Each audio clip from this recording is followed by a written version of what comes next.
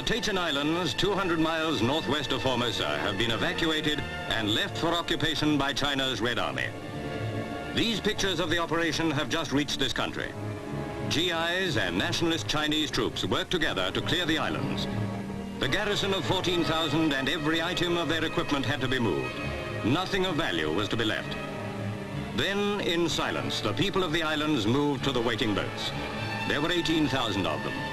Bewildered, unable to grasp the reasons why they should leave their homes, they filed down to the beaches. It was a scene all too familiar in this half-century. We saw it recently in Korea. Before that, in almost every country in Europe. Earlier still in Spain and Abyssinia. Men, women and children on the run. Their only crime, that they had made their homes in the path of the machine of war. Operation Pullout, a code name that covered one of the most tense military moves of recent times. With orders to shoot only if shot at, the Americans carried out the operation, never knowing if or when the Reds might attack. Quickly the islands were cleared, and the people huddled near the beach waiting to board the boats. Their homes had been destroyed by now. There was no turning back. Just off the Tachans, guard was kept by ships of the United States 7th Fleet.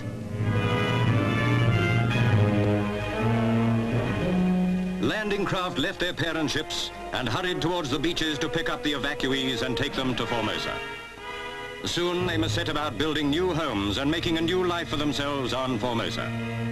But there too they will find no peace, for the island is under constant threat of invasion by the Chinese communists, and it is from Formosa that Chiang Kai-shek hopes to launch an attack on the mainland of China.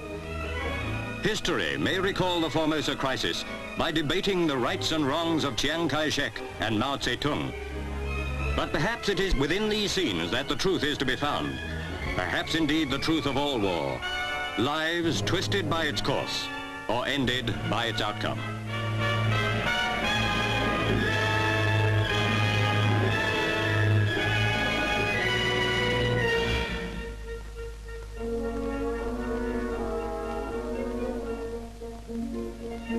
As the landing craft moved away to join the protective convoy, demolition continued.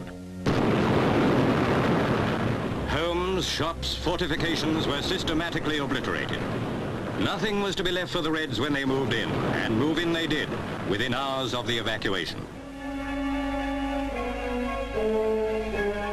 Despite protests from Red China about the encroachment of American planes over their territory, Operation Pullout was completed with few incidents.